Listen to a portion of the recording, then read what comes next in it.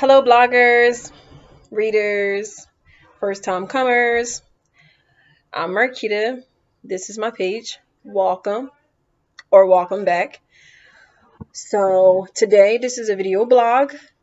This is going to be on a reflection from my Comp 2 class for English in Delaware County Community College.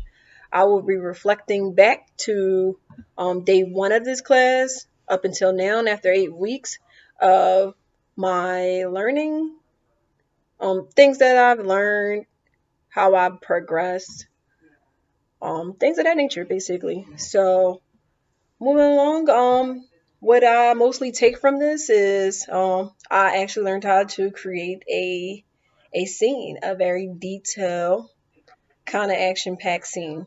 So check out my blogs before this video, and my blogs would definitely show how I progress in my descriptive writing for creating scenes, and it also connects to like some little small readings that gave us insight on different genres so that we can learn how to write into these scenes so that these scenes can help us um, produce a strong paper, because we use these examples to lead us to our narrated project, which is a paper that we have to write about a decision that we made in our past that we regretted. And I believe we're going to revise it and change the decision that we made in our past so that we can have a better outcome. But, I believe that everything happens for a reason. Everything has a learning lesson. But if you have the chance to go back, why not? Because people have hurt people and things like that, and they wish they could take back some of the things they have said, did, or something might have happened to a person and they didn't get the chance to say things, stuff like that. So it would be good to go back, but I feel as though, as far as what I know, and when you go back into time and change things and stuff like that, something always happens differently. It never happens the way you think it's going to happen. That small change could definitely mess up some type of universal um thing for the future. That's what I have learned from a lot of movies. But anyway, definitely check out my narrator project on my narrator page. Check out my previous blog so that you can see how it progressed. My writing skills did progress. I feel like I'm not finished yet. Nothing is perfect, but I feel like I accomplished the theme of the paper, of the description, telling and creating a scene on my narrator project, jumping in.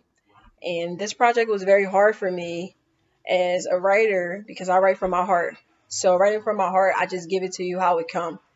And it's a lot of summary because if you're talking about something that you regretted, you want to give full details to the reader.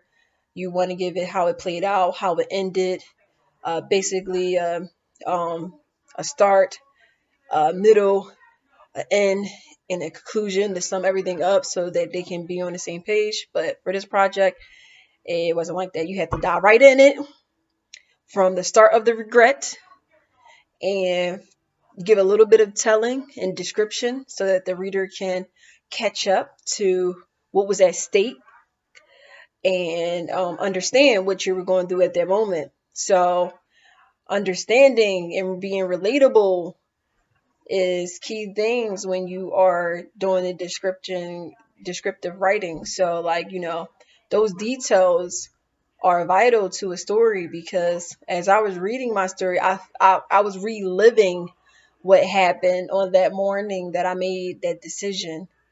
So I take that from this. I take learning how to make a scene. You would think it's easy, but it's not. We watch movies all the time, and a writer probably put in millions of words to create someone walking into a restaurant and sitting down at the table and picking up a glass of water and ordering French fries. Like, it's a quick scene like that that could take up 1,000 words, from the time that person got out the car, from the time the person walked in and ordered some French fries out of the restaurant. So I definitely take that from this. So yeah, thanks. It's been real, and check out my blogs, check out my narrator project, and look forward to me revising it to see how I change my decision. All right, guys.